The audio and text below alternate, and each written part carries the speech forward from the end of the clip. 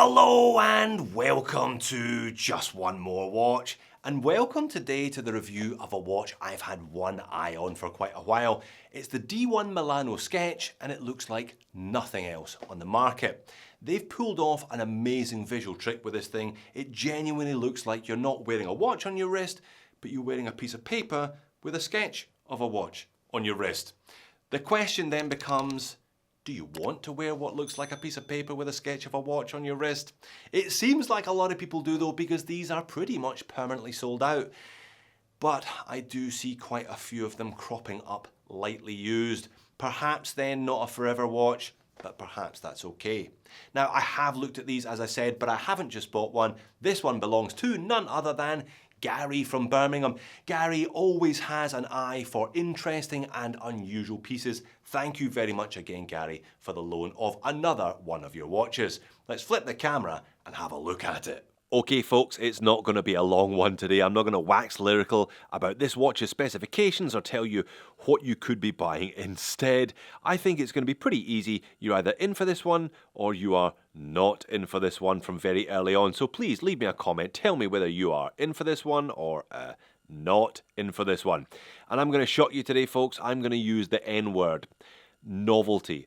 I think this watch is a bit of a novelty. I don't think too many people are going to be complaining about my use of that label. I don't even think D1 Milano will complain about the use of that label in connection with this watch. And that's okay. Not everyone wants an heirloom or a daily wear piece. Something like this, a bit of fun that doesn't cost the earth, is often what people are looking to add to their collection. And I don't think D1 Milano are taking the mickey in terms of pricing either.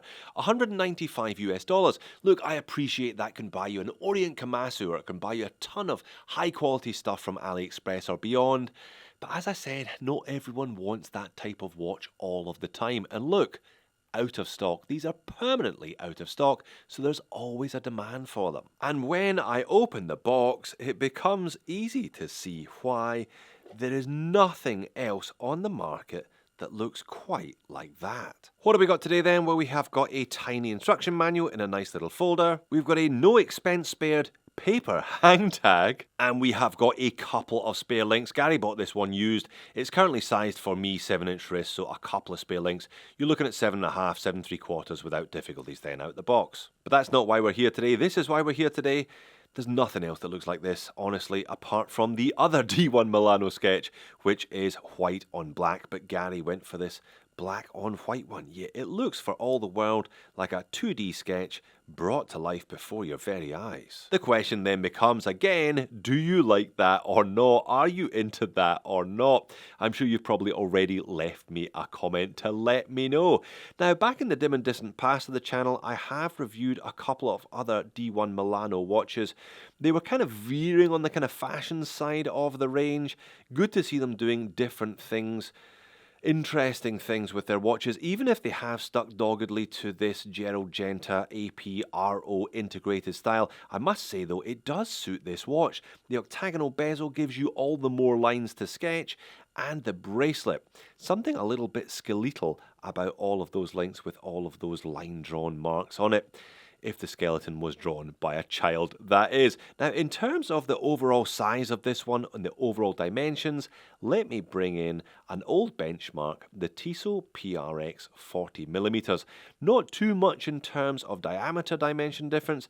Definitely the Tissot has a bit more meat in terms of the case, plus the Tissot is made of stainless steel, whereas the D1 Milano is made of polycarbonate, so there's a lot of difference in terms of the weight. Now, they claim this one as a 40.5mm. I don't measure that. I measure it at exactly 40mm across the middle. Thickness 9.3 though, super flat case back as well because this one is quartz. Lug tip to lug tip is 49.5, but look, those lugs do angle downwards. Lug width today is not applicable. The flare out, by the way, occurs at around 26mm. It then tapers down to about 18.5mm at the clasp. Crystal is mineral with anti-reflective undercoating. 50 meters of water resistance from a push-pull crown, and the movement is a single tick quartz by Seiko. It's a VJ21. Can't see it, don't want to see it. What you get instead is a very simple vertical brushed flat stainless steel case back, screw on 4 screws, 1 in each of the corners. Down at the very bottom there it's advertising 50 meters of water resistance. To be honest, I was expecting 30 meters from this style of watch. 50 is pretty good. It means you can genuinely get it wet in and out of the swimming pool if you are wearing it as a recreational piece. And just in case you had forgotten that it was a D1 Milano sketch you had bought, there is a sketch of a pencil sketching right in the middle. Now it does say there Italian design, Japanese movement.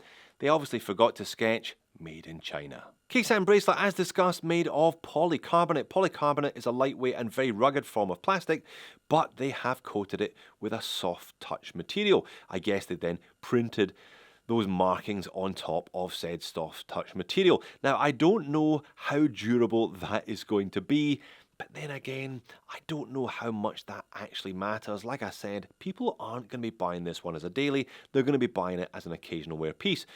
But if you do wear it on a Saturday night, have a couple of beverages and then scrape it on a wall on your way home, it may not look all that cracking when you wake up on a Sunday morning. Alright, zoomed right in to have a look at the dial and hands. I think the hands are the only straight lines on this watch. Really interesting what they've done here. They've taken that 3D object, made it look like a 2D object, and then kind of like a 3D object again. Now everything is just printed on, or should that be sketched on? Those indices are just printed on, as is the brand name D1 Milano above the pinion, and just polycarbon advertising the material of its construction once more. What do you not see here? Well, you don't see any loom on the hour markers or on the hands, so this one has 0 legibility after dark. You also don't see any minute markers. Like I said, it's a novelty watch. It's not really a serious time-telling device, so there are inherent compromises there.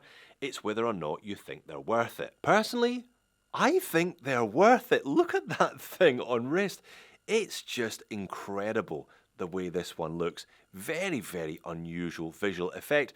Now it is quite chunky despite the fact that there's not a lot of weight to it. There's a little bit of bulk to it, even at 51 grams. Like I said, 50 mil effective lug to lug with a bit of articulation from that first link. But yeah, just check that thing out.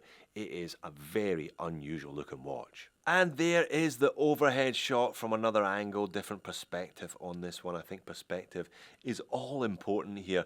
Very unusual. This one perhaps a little bit loose on me. I'm not sure if I could take out an entire link though. I've got a 7-inch wrist, kind of average size for your reference. Not sure I would be recommending this one to people with wrists much below 6.5 inches though, because of the relatively lengthy lug to lug and the slight articulation from that first link. Which brings me neatly onto the moans and niggles section. To be honest, I've covered most of them already. I don't think it's one for the small-wristed gentlemen or ladies amongst the audience because of that relatively long lug to lug and the slight lack of articulation from the first link. Despite the lack of weight, it is a little bit bulky, so big wrists are going to be better. And I do not know, I cannot testify to the long-term durability of the soft touch coating on top of the polycarbon. And it's not going to look nearly as spectacular when some of these sketch lines are rubbed off. I think you'd be alright at the bottom here because it's not a part of the watch that sees a lot of daylight anyway, but if you get a scuff on top or, you know, on one of those upper edges of the bracelet links or the top of the case, yeah, it's just going to lose the effect overall. Black on white, bi-colour. Why did they add blue anti-reflective undercoating to the mineral crystal? It should have been clear, surely. Adding another colour to this one just doesn't work at all. And it is not a spec monster. Super simple, 3-hand quartz throwaway movement and a piece of mineral crystal for $200. Yeah, you're not buying this one because it's a spec monster. You're buying it because it's a novelty item. So do you have $200 US to spend on a novelty item? Is it okay if you wear it half a dozen times and then flip it? If so, go for it. I think this one is a riot. I think a lot of people do exactly that. They buy it, they have a look at it, and then they move it on for pretty much what they pay for it. And if these things are going to be pretty much permanently out of stock, you're going to be able to get away with doing exactly that. So there you have it. It really is quite unnerving to look down on your wrist and see something that looks like it was drawn by a child. A highly artistic child, but a child nonetheless. But if you are okay with the relative bulk, then for $200, you could do a lot worse than this. You could buy a moon swatch, for example. Thanks again, Gary. I can't wait to see what you pick up next, mate. If you're looking for a quirky novelty that doesn't break the bank, why not check out one of these two while you're here? Thanks for watching, and I'll see you all again in a future video.